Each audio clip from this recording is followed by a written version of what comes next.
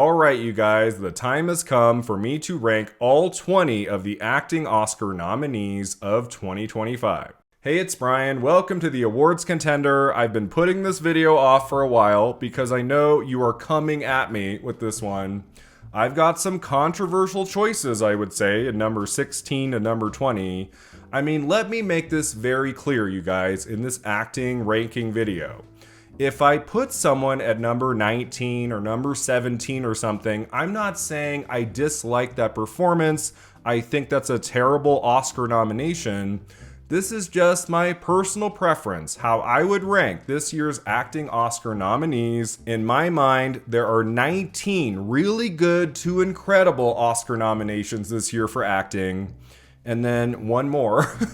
So let's start there with number 20, Best Actress, Kate Hudson, Song Sung Blue. I hold no ill will against Kate Hudson. I've always been a fan of hers, even when she's made some questionable films throughout the decades, right? But I love Almost Famous. It's one of my favorite movies of all time. She is wonderful in that. So in some ways, I can get behind her, like now, 25 years on, she's Oscar nominated in actress for a movie. I just did not care for Song Sung Blue. It came off to me as a TV movie. It doesn't seem to me like a film that should be Oscar nominated for anything. She's the best thing in it. I give it that. She's very good. She has a lot of dramatic shades in that film. She sings. She gets a lot to do with that character. But I don't know. I don't think it's at the level of every other acting Oscar nominee this year. There's nothing she does in that movie I found to be extraordinary. And for her to get into Best Actress at the Oscars over Chase Infinity, over Amanda Seyfried, and Jennifer Lawrence, and Tessa Thompson, and Ava Victor, I mean, just those 5 performances would have made much better nominations, I think. Kate Hudson gets to stretch her acting muscles in Song Sung Blue, which is probably her best performance in 25 years since Almost Famous. But I do think the quality of the film itself means something, and it's just not in the league of everything else nominated in those top categories, I believe. In a year or two, nobody is going to be thinking about remembering Song Sung Blue or Kate Hudson's performance. I really believe that. I think in just a little amount of time, it will be forgotten. I think the one good thing that might come out of this Oscar nomination for Kate Hudson is better roles in film in the years to come. I mean, that would be awesome. I would love to see that. But no, I don't think this Oscar nomination needed to happen. Sorry, Kate. Number 19, Best Supporting Actress, Teyana Taylor, One Battle After Another. Okay, I know you are freaking out right now. You're like, what? Brian? Number 19? I have to be honest here, right? I'm not going to be like politically correct and, putting certain people in the top 8 or 7 just because like they should be there based on like what I think all of you are thinking, like all of that stuff. I have to go with my personal preference, and even though I adore One Battle After Another, it's my pick for the best film of the year. I think of those 6 major performances in it, the one I like the least is Teyana Taylor. She's perfectly good in what she has to do in that movie, but to be honest, guys, I was more impressed by Regina Hall in One Battle After Another than Teyana Taylor. Regina Hall, of course, never got an individual nomination basically anywhere. Like, she's nominated at SAG with the cast, and that's something. But like, Regina Hall had some moments in that took my breath away, even though it's subtle, even though she's not in a ton of that film. At least she's kind of like sporadically in that movie. Whereas Taylor, after 20 to 25 minutes, she is out of that film outside of some voiceover at the end. So I just think walking out of that film, she's not necessarily the performance you're thinking about remembering. It's Chase Infinity, it's DiCaprio, it's Sean Penn, who I think gives the best performance in that movie. Teyana Taylor is extremely talented. She does a good job in that film. Did she deserve an Oscar nomination? Sure, okay. Does she deserve to win? I don't really see that. She took the Golden Globe Award, which was great. She did not win at BAFTA. We'll see what happens next. I just think if one person is going to win an Oscar for acting in one battle after another, it shouldn't be Tiana Taylor. I mean, she has some memorable moments. Her scenes with Sean Penn especially kind of pop and are interesting. And her voiceover at the end is very moving. It brought me to tears when I watched the film for the first time. So I am not saying she is bad in this film. I'm just saying if I was going to rank all 20 of these nominations, I would put Taylor near the bottom, unfortunately. Number 18, Best Supporting Actress, Elle Fanning, Sentimental Value. So it was a very nice surprise to see Elle Fanning finally get her first Oscar nomination. She came close a year ago for A Complete Unknown, and then she couldn't break in there. This year she made it, and that was one of my biggest reactions on Oscar nominations morning. I just didn't expect it. It was unlikely, I thought, for her to break in. She did, and she's very good in that film, as I talked about in my review. I said she's got 2 scenes in Sentimental Value where she does some beautiful dramatic work. This is again a solid nomination, but in thinking back on the world of cinema 2025, all the movies I really liked and loved, Sentimental Value is up there. It's not in like the top 5. I haven't thought about Sentimental Value quite as much as some of the other great films of the year. So I might shock you with my rankings of all 4 people nominated for acting in Sentimental Value. I would rank Fanning at the bottom of those 4. She's still solid in it. Like, she makes the most of her character and that screenplay. It's just not one of the most memorable acting Oscar nominations of the year. Number 17, Best Supporting Actor, Delroy Lindo, Sinners. So in terms of the shock of this nomination, like, it would rank very much near the top. In terms of the great Delroy Lindo finally getting an Oscar nomination after 5 decades in the industry, I mean, that's like number 1. In terms of the performance he gives in that film, I can't really rank it higher than this. Like, I barely talked about him, I think, in my review of Sinners almost a year ago. Like, he's got a couple really nice moments in it. He doesn't have a lot to do in the film in the second half. He says things here and there, like he's a part of that group, but the movie doesn't give Delroy Lindo a lot to chew on in like the final hour or so. That's why I rank him as low as I do in this. It has nothing to do with my feelings about Delroy Lindo and his Oscar nomination. I mean, the nomination itself is pretty awesome, but like the performance itself, I can't come on here and say, oh my god, like number 3 of the year. Like, he's good in the film. He's very good for what the role requires of him.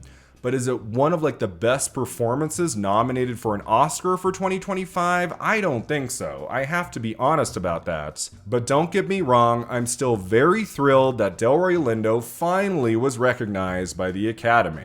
Number 16, Best Actress, Renate Reinsve, Sentimental Value. Here's the deal. Go back to my original review in September of Sentimental Value. I had 2 criticisms of the movie. The first one was the editing of it. I didn't like those cuts to black, and I felt like it kind of hindered the pacing of the movie and stuff. I was also disappointed Renate Reinsve wasn't in more of the movie.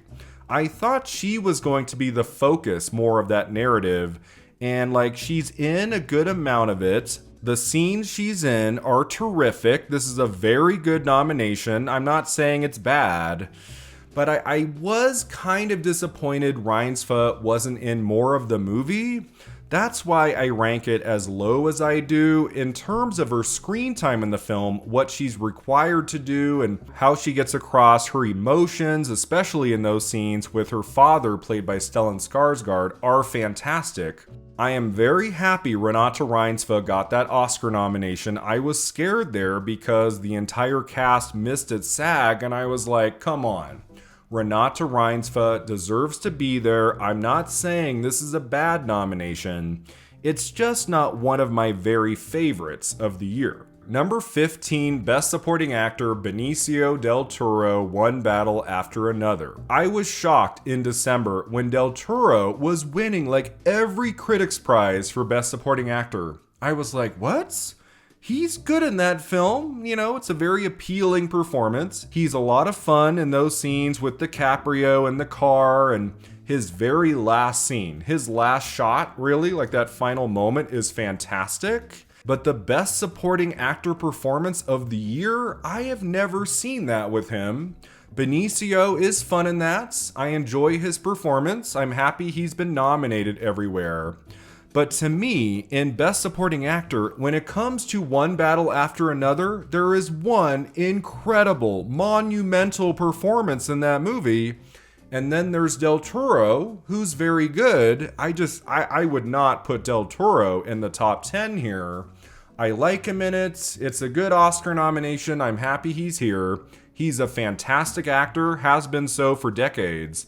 But is this one of the very best acting Oscar nominations of the year? I don't think so. Number 14, Best Supporting Actress, Inga Ibsdottir Lillos, Sentimental Value. So you probably think at this point, I hate Sentimental Value. I don't. It's on my top 10 of the year. I mean, it was hard, guys. Ranking these, I have very strong feelings, especially about the top 10. Like 10 performances I adore with my full heart. I was floating Lillos, like near the top, but I don't know. When I was going through my final ranking list, I was like, you know, I really adore her performance in that film. It's very moving. That scene near the end with Reinsve, like on the bed, it's really quite something. So, like, she's not at the very bottom. I would have her closer to number 10 than she is to number 20.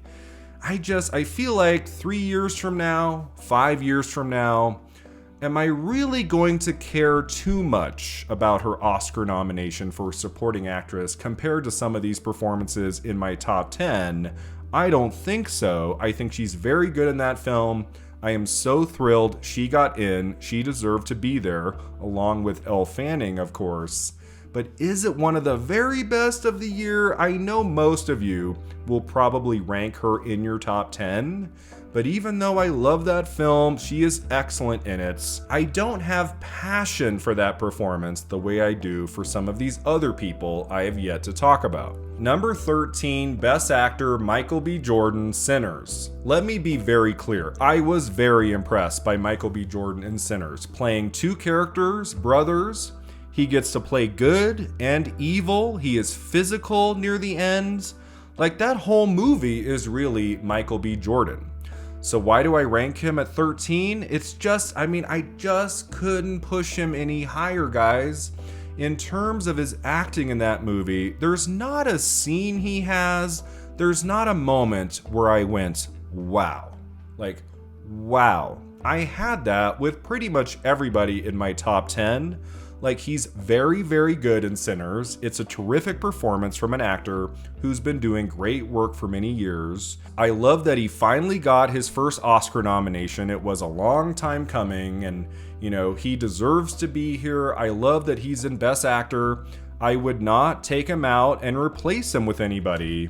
I just don't think there's a specific scene he has in that film where he really pops to the extent where I'm like, oh my God. You know, top 10, top 8 acting Oscar nominations of the year. I couldn't quite push him up that far, but this is still a fantastic Oscar nomination for Best Actor. I'm so happy he's there. It would feel weird if they had snubbed Michael B. Jordan for Sinners. That would not have felt right. He deserved that Oscar nomination through and through. It's not one of the very best of the year, but it's definitely near the middle. Number 12, Best Supporting Actor, Stellan Skarsgård, Sentimental Value. As I talked about in my initial review, my favorite performance in Sentimental Value is Stellan Skarsgård as that director trying to mount a comeback, trying to work with his daughter and mend a broken relationship he has with her. He gives a very subtle performance in that film, but it's very lived in. Like, it feels very authentic and true. He's got some nice moments with the entire cast of women in that. He gets to play so many emotions throughout that film, especially at the very end. That final scene he has with Reinsve. It's a very moving performance from Skarsgård. It might be his best performance ever on film. So even though I can't rank him above number 12, I do think that's the best acting Oscar nomination for sentimental value. Number 11, Best Actress, Emma Stone, Bugonia. I adore Emma Stone's performance in Yorgos Lanthimos' newest film, and it shocks me, honestly, guys, that she couldn't quite make my top 10. She was like around number 8, number 9, and then she dipped to 10, and now she's at number 11. That just goes to show you how great the acting Oscar nominees are this year. In a different year, she would probably be number 7 or number 6, maybe 5 or something. I think part of it is I just love her performance in Poor Things so much. I mean, that might be in my top 5 favorite acting Oscar nominations of the decade so far. Of course, she also won in Best Actress. She gives us a performance in Bugonia that is out of this world incredible too. It's not quite at the level of Poor Things, so I guess that's why I can't fully get on board saying, oh my god, one of the top 5 acting Oscar nominations of 2025. I can't go that far, but even though Emma Stone is number 11 here, she's right around the middle. It's still a bonkers great performance, and I am so thrilled she got the Oscar nomination. Number 10, Best Actor, Wagner Moura, The Secret Agent. This is a truly stunning performance. I struggled when I watched the film the first time. It's almost 3 hours long, it's kind of slow, I was trying to follow all of the narrative, but even on that first time around, I recognized just what a special performance he was giving in this movie, playing more than just one role in this. It's not a big performance. It's not like he's crying and he's shouting, he's got outbursts and emotional tirades. It's not that kind of performance, but it is so deeply authentic. It's so well done. You really feel the heart and soul of this guy in every scene, and he is basically the whole movie. There might be a few moments he's not in, but that film lives or dies by the Wagner Moura performance. He's been so good in a variety of films and TV projects going back the last few decades, but this might be his crowning achievement. He is incredible in The Secret Agent, and he had to be in my top 10. Number 9, Best Supporting Actor, Jacob Elordi, Frankenstein. So I love me a physical transformation, something that just comes out of nowhere, where we're all like, whoa! This performance was not supposed to be this incredible. We didn't expect this actor to go this hard. That was Jacob Elordi in Guillermo del Toro's Frankenstein. As I've talked about on the channel before, I wasn't really invested in that movie for about 45 minutes. I was kind of going with it, but it wasn't really clicking for me until we got to the Jacob Elordi performance, all of his scenes in the second half. He is bringing it in that film. It's a very original performance. As Frankenstein's monster, we have seen that kind of performance going back many decades. I mean, Boris Karloff, Frankenstein, 1931, it's been around a long time with various actors, and he gave it a new spin. It's a very vulnerable take on the character. There's a sadness, a loneliness, but he's also very big, and just his physical look is striking. Then you have the Jacob Elordi performance that really brings that character to life. He is the best thing about Frankenstein. I love me a performance from a horror film that gets an Oscar nomination, so Elordi also gets to be in the top 10. Number 8, Best Actor, Leonardo DiCaprio, One Battle After Another. I have been such a huge fan of DiCaprio going back to What's Eating Gilbert Grape 1993. Every time he's in a film, I seek it out. I mean, he doesn't make very much anymore. It's like one film every 2 years. It's always an event. He's always doing great work, but I do think his performance in One Battle After Another is in his top 5. I mean, he is frickin' great in this movie. I'm not sure if I've ever laughed this hard at a DiCaprio performance. Maybe The Wolf of Wall Street. He is hilarious in this movie.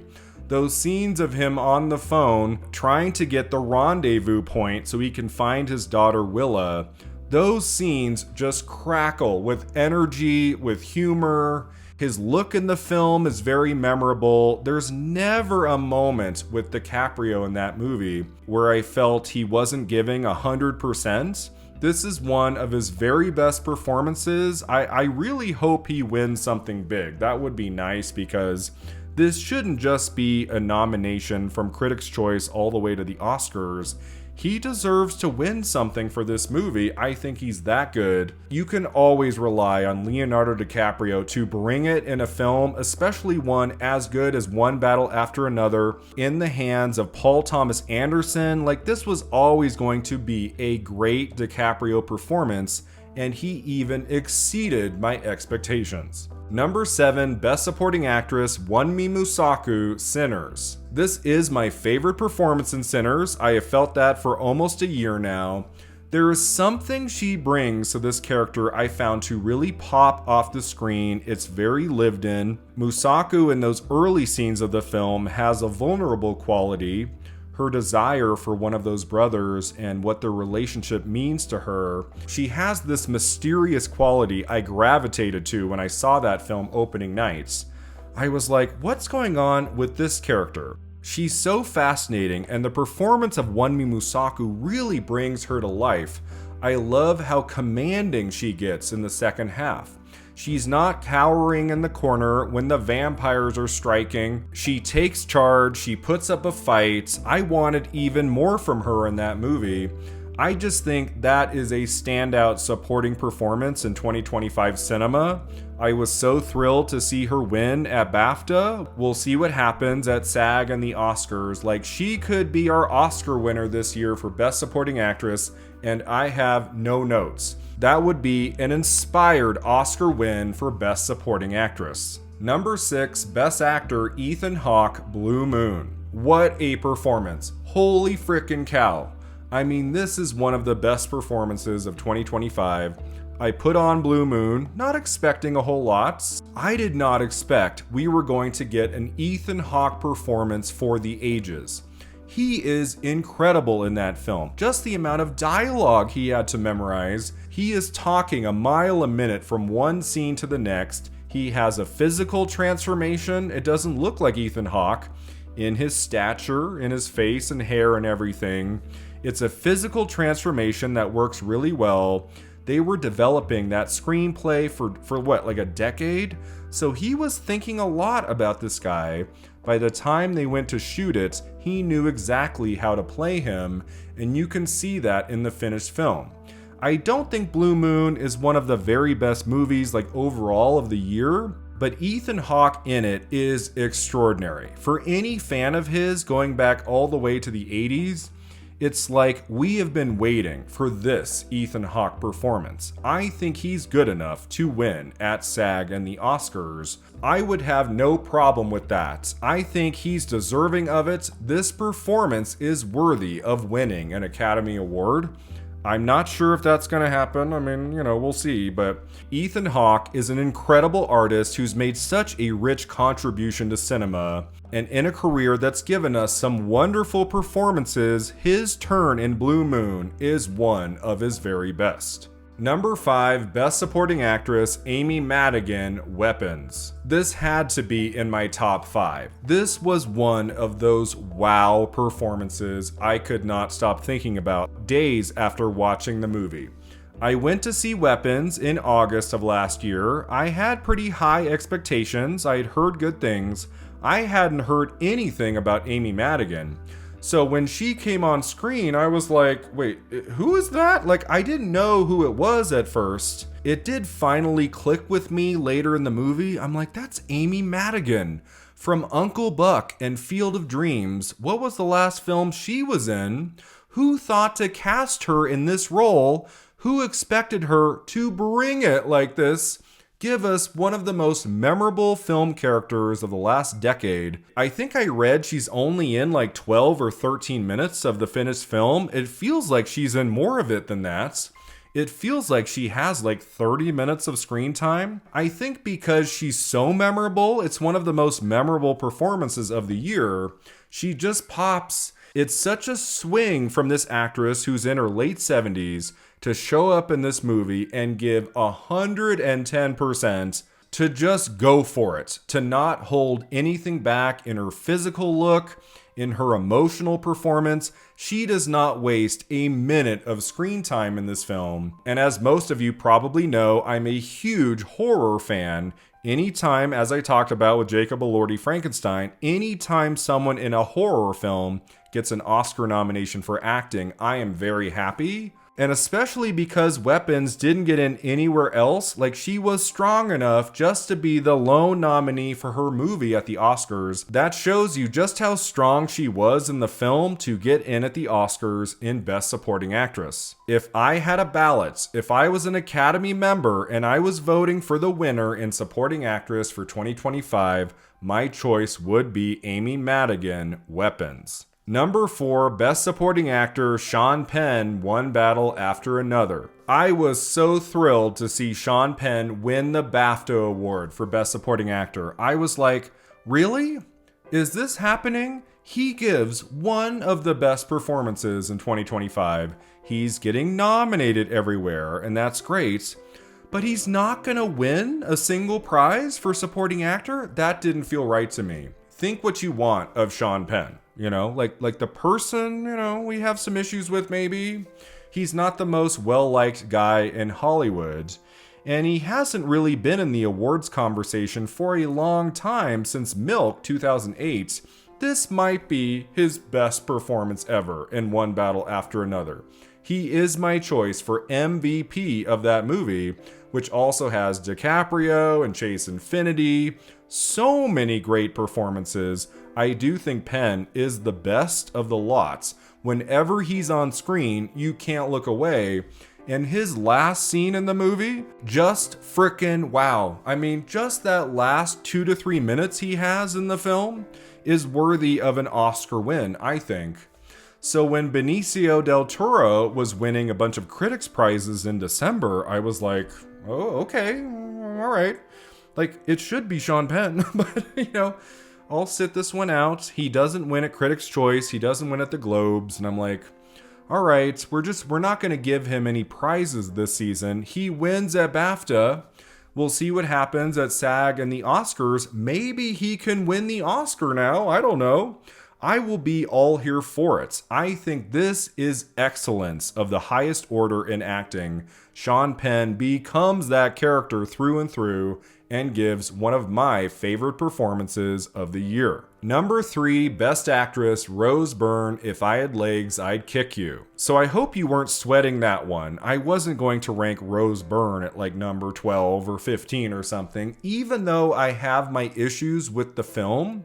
Like, I saw it for the first time at Sundance, and it stressed me out so much, I couldn't even give it a positive review. I recognized the power of her performance, but the film was just too much for me. I watched it a second time. It was much better on a second viewing. I still don't love the movie, but I love her performance. I mean, this is monumental acting from the great Rose Byrne, who I have adored since Damages. I watched all 5 seasons of that. Her chemistry with Glenn Close in Damages, I mean, wow. And then she's been very funny in films like Spy and Bridesmaids, and I've liked her in things. If I Had Legs, I'd Kick You. She is on another level. She has never been this good. She is a force of nature. She dominates that film. Like, every scene, so many parts where the camera is this close on her face. And it's so real, it's so beautifully realized, her performance of this mother in crisis. One scene after the next, she gets to just bring it. She gets to show us what she's made of as an actress. I'm so thrilled she got in everywhere this season. Winning the Golden Globe was awesome. I was so happy to see that. She 100% deserves that Oscar nomination for Best Actress. Number 2, Best Actor, Timothée Chalamet, Marty Supreme. What can I say? I mean, this is an incredible performance. I know, like, he's gotten some shit for the publicity for the movie, and during award season, he's hosting so many screenings, and he has special guests, and he's doing all of this stuff.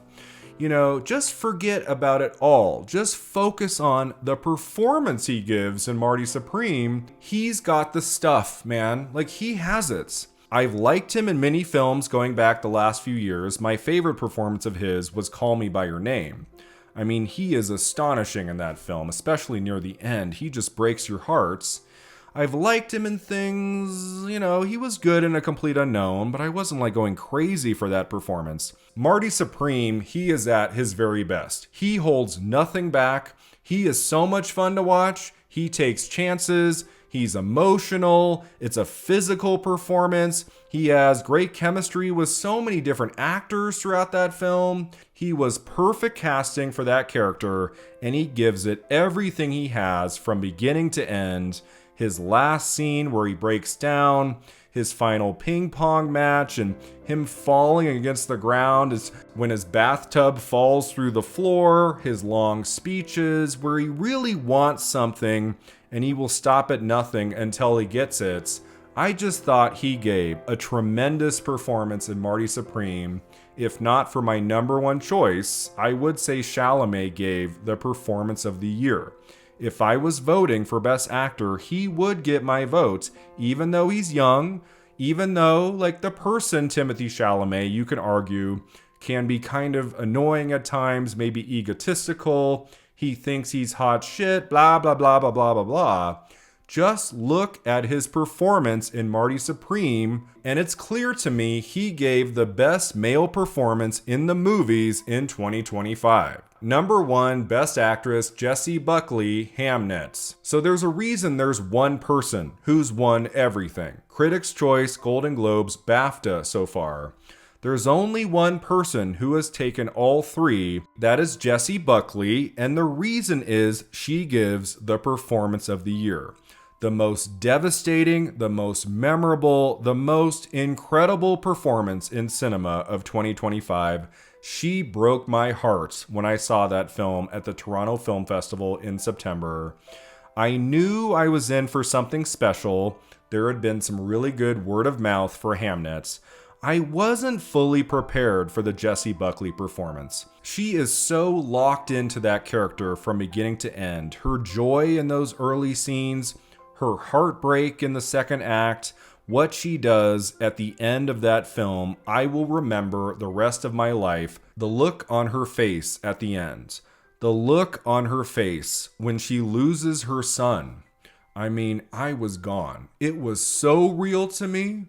It was so well realized in the Jessie Buckley performance, this mother losing a child and how she navigates that journey of intense grief. She is so delicate and vulnerable, but also strong and raw and real. It's just such a beautiful performance from beginning to end. I am so thrilled. She has been sweeping in Best Actress. If I had a ballot, if I was an Academy member, I'd be voting for Jessie Buckley in a heartbeat.